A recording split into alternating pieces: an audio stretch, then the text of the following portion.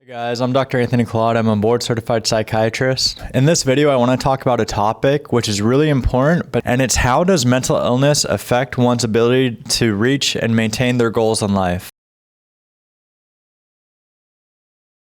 So this video may be beneficial for anyone that's suffering from a mental illness or simply anybody that is navigating through the challenges in life. We all have dreams and aspirations, whether it's advancing in our careers, developing meaningful relationships, reaching personal milestones. And many of these plans or ambitions that we have, we need our brains to help us get there, to work properly and well so that we can reach these goals and milestones that we have for us. Now, how the brain works to reach these, I'm going to talk about later in this video. But first, I want to talk about how mental illness can get in the way of reaching some of these goals that we have. So let's explore how and why this happens. First of all, it's important to understand that mental illness is not a sign of weakness. Conditions like depression, anxiety, bipolar disorder can affect anyone regardless of their background or strength of character. Depression, for instance, it can sap your energy, make it difficult to concentrate, cause feelings of hopelessness. So imagine trying to work hard for a promotion or start a new business when you can hardly get out of bed in the morning. Depression can also affect energy levels. It can affect sleep, which further makes it more difficult to focus or concentrate during the day. It's not that you're not capable of reaching these goals. It's just that your mental health is holding you back. Anxiety is another common barrier. It can make you second guess yourself, avoid necessary social interactions, and prevent you from taking risks. When you're constantly worried or have a fear about being judged, it's going to be hard to move forward with confidence. Also, one of the hallmarks of anxiety can affect one's ability to concentrate. So if concentration is hindered, it's going to make it more difficult for one to focus and reach their goals. Bipolar disorder is another condition which can have severe mood swings in which someone will not be able to consistently and reliably reach their goals. One moment they may be feeling invincible and they take on too much. Another moment they're feeling sad and depressed and can't get out of bed. Other common symptoms of bipolar disorder is that it can affect sleep, cause people to get easily distracted, even impulsive. So they may lose track of their goals or ambitions very easily, or they may not be able to concentrate long enough to reach these goals. It could also cause unnecessary conflicts with coworkers, family, or friends because of this weird mood swings, or they're really prone to get irritable. So some questions I have is, what part of the brain deals with goal setting, and how does mental illness affect these parts of the brain? And so the brain typically has 4 major lobes, and it communicates with these lobes and these other deep structures in the brain to work together to make the body move, to make the body breathe, to think, to plan, to have the organs all functioning in a synergistic fashion. Each part of the brain has specific features. For example, the occipital lobe in the back of the brain deals more with vision. And it's believed that the frontal lobe of the brain deals more with goal setting, with planning, with organizing, decision making. In particular, there's a region in the front part of the brain called the prefrontal cortex, which Dr. Amen, another fellow psychiatrist, has nicknamed the CEO or Chief Executive Officer of the brain.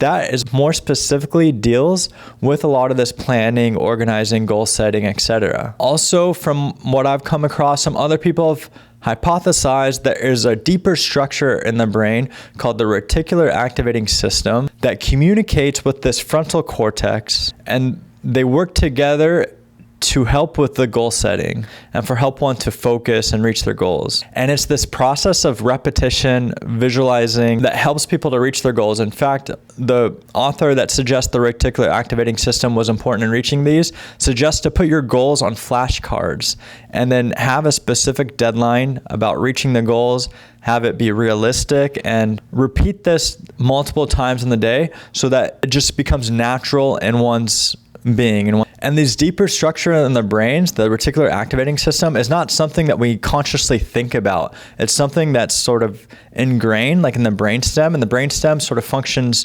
automatically. That's where like the breathing happens. Breathing, we can regulate our breathing slowly if we really focus on it, but we don't have to. We typically just breathe naturally over time because that's in the brainstem. It just functions naturally without our conscious awareness. And so this reticular activating system also functions unconsciously without our awareness, But if we focus on it, it can make it more aware. Just like if we focus on our breathing to like slow down our heart rate or to relax, it can also make us more aware. So in particular, there's a region in this activating system called the locus coeruleus. It releases a neurotransmitter called noradrenaline. This is also like what is known as adrenaline, where people get their heart pumping and they're breathing faster and they get more energy. So this noradrenaline is released by the locus coeruleus up to the frontal cortex, which helps with this planning and organizing and focusing and being more alert and attentive on one's daily tasks. So it helps the goal-directed behavior. Also, from brain scan studies, it's shown that when people go from a relaxed state to more attention demanding tasks, that the blood flow is more to this particular activating system and the nearby networks that are associated with it. Also, when one needs to change their thinking or be adaptive to their goals, it shows that there are bursts in this locus coeruleus area where the noradrenaline is released, suggesting that is important in helping to maintain this. Now, if you take the brain scans of people suffering from various mental illnesses, you will see that the regions of the brain dealing with this planning and decision making and organizing typically have less blood flow, and so people dealing with these illnesses are not going to be able to function as well or reach these goals as well. So we can see how important it is for the brain to help us reach these goals that we have, and that mental illness can affect one's concentration, sleep, energy, or something else that hinders us from reaching these goals. So what can you do if you're struggling with mental illness and unable to reach some of the goals you have in life? Well, there's several options out there.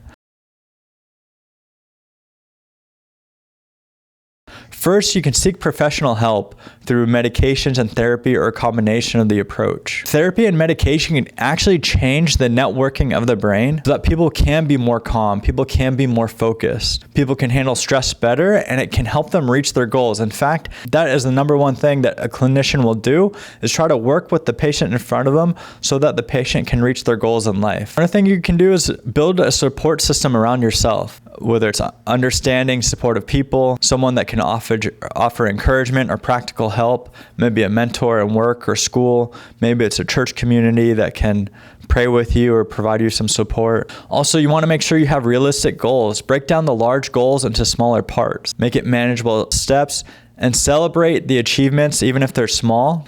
And oftentimes you need to remember it's the journey and the process of improving every day. It's not necessarily the end result. Also, you got to be sure that you take care of yourself. Your mind, body, and soul are all interconnected. You want to exercise, you want to eat healthy, you want to do spiritual practices that can better your mental and physical health. Oftentimes, the mental is related to the physical. So if there's a physical problem, the mental health is going to feel it. If there's a mental problem, the physical part's going to feel it.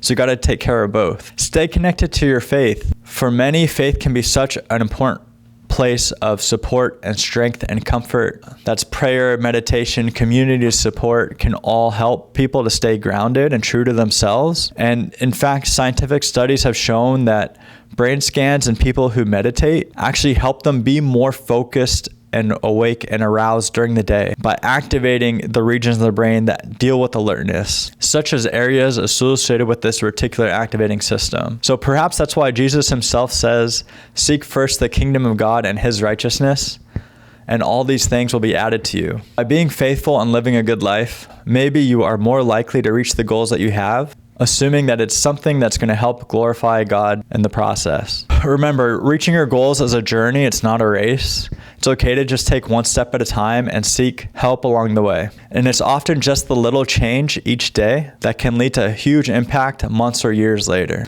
And it's the process of being a better person for yourself and for those around you. If you're struggling, know that you're not alone, and there are resources and people ready to support you. Thank you for watching. If you found this video helpful, please like, share, and subscribe to the channel for more insights as well on mental health and overall well-being.